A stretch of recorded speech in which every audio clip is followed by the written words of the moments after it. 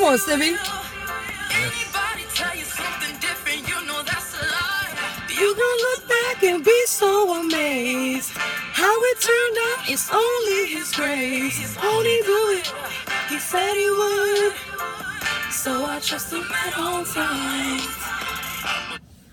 Hello, everybody. Y'all know what today is. It's Wednesday. Won't He do it Wednesdays? And I would like to welcome you guys to my mobile meditation station. And today I got a guest, y'all. I have Sibby. Say hi, Sibby. Hi, Sibby. Look at that. Look at that. Y'all know God loves humor too. But I have Sibby. Sibby and I work together, and he loves God.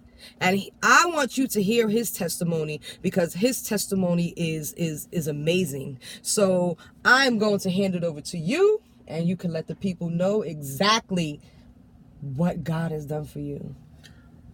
God is an amazing God, always. And I just wanted to share this testimony. Like, I'm a physical therapist by profession.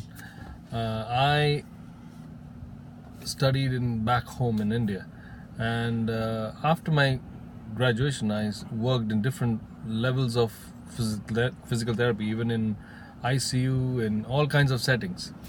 So 5 years down the line I wanted to change or take a small deviation from the routine. So I wanted to study bioinformatics. It was study of genetic coding, decoding. Okay. So I had to travel 4 hours one way by train to just do the course, and it was a 3-month course. And every day when I go and travel by this train, I have to board it before it stops, Right. because to catch seats, even if you have a ticket, you have to run and catch seats. Otherwise, your seat is not guaranteed. Not like, kind of like when we driving riding the train in New York, right? You just pay, you get on it, and you got to get a seat. Yeah, that is easy. Right. So it's not like that over there. Okay. So one day I was boarding the train, and when I was on the door, a guy knocked off my hand. And with one arm hanging on the door, I was like, oh, forget it. I'll step back on the platform. I'll do this maybe some other time. Right. But I never made it to the platform, and I tried to get on the platform. And it's not that the train is going fast. It is slowly coming to a halt, but it is still moving. Right. So when I stepped onto the platform, I went right between the train and the platform. And I was rolled 4 turns between the train and the platform. Wow. And in that 4 turns, I saw my entire life fly by like that in my mind. I can't even imagine. I was so mad at myself, like, why did I do this? I could have just boarded normally, Right. but I was mad at myself. But now here's the turning point. Like, I'm from waist below, I cannot move, and I'm on the platform. And now this bogie has ended, but the next car of the train is approaching. So my mind says now either I'll get ripped off by this other car, Right. or I'll have to pull up myself. And I tried my best to pull up, I could not. Then I remembered they said there is space between the train and the track. So I just turned and fell next to the tracks. But again, the guy who was behind me, who was about to board after me, was yelling and screaming, pull your leg in, pull your leg in. So I had to lift my leg with my arms and put it in. Wow. 'Cause According you to couldn't him, move your leg. yeah, I could not move from my waist below. So according to him, my leg was on the track, so I could be amputated. Right. But anybody who has fallen there in that place have either been amputated or beheaded. These are the only 2 options. So I'm the 3rd option. And by God's grace. That's right.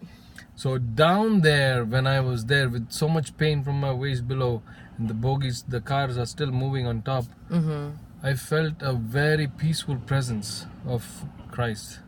I felt Him cover me with a maroon robe. I knew instantly that whatever happens, I will walk. Right. God has covered me, I know I would walk. My physical therapy knowledge says waist below, I cannot move. Right. I may be wheelchair bound. Right. And all that thing goes down the drain when you feel God's hand upon you. Today I wanted to tell you guys that, whatever troubles you go through, whatever pain you go through, when you hand it up to the Lord, when His hands are upon it, it will be solved. Yes. Don't try to think how it will be solved, because Right. when He solves it perfectly. Amen. I'm perfect in one piece. No part of my body is taken off, Wow. and I walk, I talk, I run, I play every sport. I'm married. I have 2 kids. I'm blessed by God, our Father. Amazing. Right, right. I think that something like that had to happen to you because you're a physical therapist. And from the doctor's point of view, you could never walk again. So he had to use a person who Understood that. understood that. Right. Wow. Won't he do it? Oh, That is amazing. Even through my recovery, I've seen His hand. Right. So perfect. So perfect. I had to undergo a uroplasty. What is that? That is,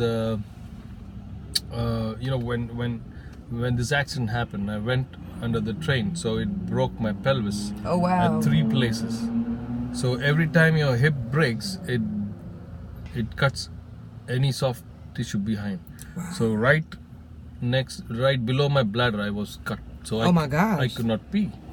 And look at that. You have 2 So children. I had to do a plumbing work to be done. Like, they had to just correct me. But I have to wait for 3 months for this surgery to take place, because this trauma has to subside So you was in the hospital for those 3 months? for almost 2 months. Oh, wow. And then when I was not allowed to walk, I was not allowed to turn on my sides because my hip was broken. So it had to heal, and this healing will only take place if I'm not mobilized. I mean, Right. I'm immobile. Right, right. So at the hospital too, my friends who were the therapists, they were like, oh, today I'm going to see Sibi, I'm going to treat him. So I was very blessed like that. I had friends around all the time. Right.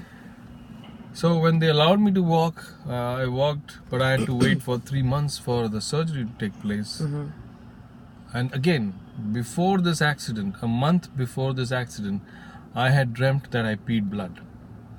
So exactly when this accident happened, at the hospital, I wanted to pee, and when I asked for the pee jar, There was blood? I peed blood, and I was like, wow, I saw this. I believe that. I know that to be true. And it was like, but you didn't know what was going to happen Right. while you were peeing blood. Like, God warns us and He lets us know things, but we don't know. And I think when He really shows us these things, it's like, He's like, don't worry, I got you. Right. I have you. You're going to be okay. Right. So we need to be open to listen to His word Right. all the time, to listen to His voice. It is very hard, but it only happens only if you or me focus or sit Right. towards that aspect. We need to sit at a quiet place and listen. Mm-hmm. Because with all our hustle and bustle of the day, we cannot do Right. that. Your surroundings, everything is, you Yes. can't hear that still small voice. Yes. So, I was waiting for the uroplasty to be done. So the neurosurgeon, who was a very famous surgeon in our town, Okay. he goes to different countries to present cases and this and that. So now, a week down the line, like, I felt very odd. I could not sleep. I would go to bed Mm-hmm. at 10 in the night and wake up at 1 a.m. and then not sleep until 7 a.m. Wow. I'm pacing the house. I'm like so uncomfortable. So I called the surgeon and I was, there's this problem. He says, oh, it's psychological. You don't have to worry. You just don't worry about it. They always think it's psychological. So I did it twice, 3 days, 4 days, 5 days, almost a week went by. I couldn't take it anymore. So Right. I called him again. And I told him, see, I would like to take a second opinion. I would like to check with another urologist. Right. And he was supposed to be the best, right? So, but he did feel offended. But he said, okay, you can go check with somebody else. So I went to a nearby urologist, and before even I could finish my sentence about my complaints, he prescribed me antibiotics. He said, oh, your bladder just got infected from the catheter being in there. I was like, wait, this is such a common knowledge. Why wouldn't this famous surgeon Right. even guess it? Even, get it as a, even as a faint thing, on the side. Right. It could be an infection. It could be an infection, but he did not. So when I was talking to my father, I said, Dad, I don't know. I don't want this guy to operate me. Mm-hmm. Because if he couldn't pick an infection, Right. how do I rely on Trust him. Yeah, Right. trust him. So my father said, hey, don't worry, just pray about it. Mm-hmm. And this is the best part of my dad, he's so relaxed about everything. He said, just pray, let's pray about it. And with blind faith, I just prayed about it. You won't believe, 5 days before the surgery date, the urologist calls me and tells me, I cannot operate you. I love God. I said, what happened? Why can't you operate me? He says, I have conjunctivitis.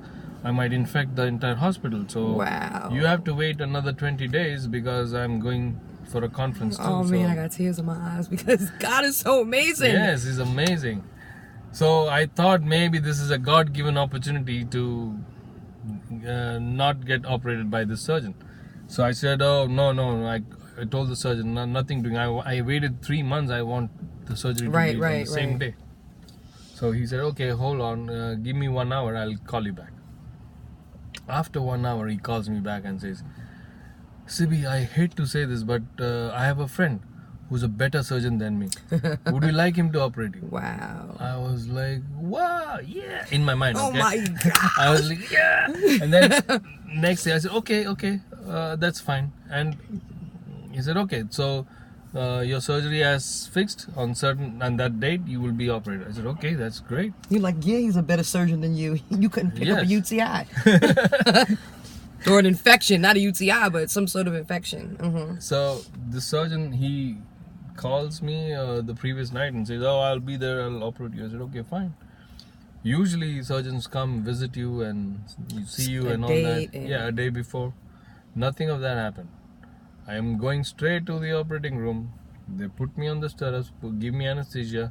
The surgeon walks in. He says, you'll be fine. And he's like all ready to do the surgery. Mm-hmm. He did finish the surgery, and then when I wake up, he said, you have any questions? I said, yes, show me your face. I don't know who operated me. I know the name, that's it. Because I didn't see him. But everything went well. The surgery went well. Everything went well. So it was such an amazing thing. And the urologist, in the end, he told me, unless you open your mouth, nobody would know that you had anything. Wow. You're so perfectly okay. That's I because said, yeah, God put you back together. I don't feel ashamed to tell this because I want to let people know that it's only God's hand. Yes. It's only God's hand. Anything could have happened anywhere, at any level, Right. even throughout the recovery. But I felt God's hand right upon me, taking care of me in every step. And this is possible for everybody and anybody who give their heart To God. to God. You have to trust God. I think people are afraid to trust him because they don't know what's going to happen. If they believe in Right. him and nothing happens, then it's like, why did I trust in him? But I think my theory when it comes to that is I didn't have it anyway. So I might as well trust him. And then when you hear stories like yours, it's like, no, there has to be a God. There has to be people like, oh, you felt some blanket over you, or you prayed like, oh, he would have got pink eye anyway. No, it's kind of sad he had to get pink eye, but Yeah. how God does is like, okay, so I'm sorry, I'm gonna have to give you pink eye, or you're gonna get it, but when we pray, we don't know how God answers. Yes. So And like I said, when I broke my hip and that happened, my bladder was full and I had to pee and I could not pee and I peed blood.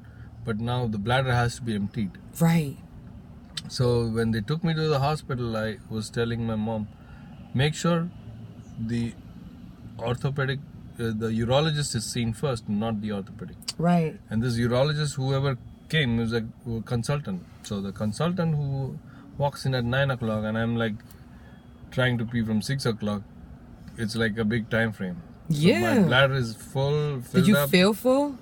Actually, to be frank, that day I had started water therapy. So I had already drank 6 glasses of water. So yeah, you With should have 6 felt glasses full. of water in Oh my me, I'm like, gosh. my bladder like overfull. Wow. So I started throwing up, and because it's pushing my abdomen, all Oh, my wow. breakfast I was throwing up. Oh, I didn't know that. So now when the urologist comes, he's supposed to explain what he's going to do. Right. I mean, it's plain knowledge that they're going to puncture my bladder.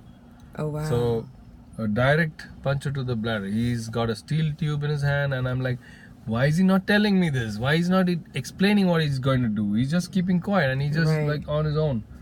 So I said, God, give me the strength to bear this pain. So I just held my hand out, stretched out in faith. There are only stretchers on my right side, nothing else. Curtains Right. and stretchers, nothing else. Right. And with that faith, I stretched my hand out and I felt a strong grip in my hand. I'm like, oh, who's that? I thought maybe my father just came by. No, there's nobody there. By the time I realized, this puncture was already done. So I didn't even He's feel so the pain. amazing. I really get excited. This increases my faith. Like, I have faith and sometimes I doubt, but you know, when you ask and you believe, you get it. And I'm gonna say something, and people might be offended about this, but I said this before. I believe in different countries that people have more faith than here in America. Yes. I could be wrong. I know I see people that have faith, but I think in the countries where there's not like doctors on hand, or they really have to trust in God, I think their faith is so much greater than ours. And you sitting here with me is like really increased my faith. Definitely.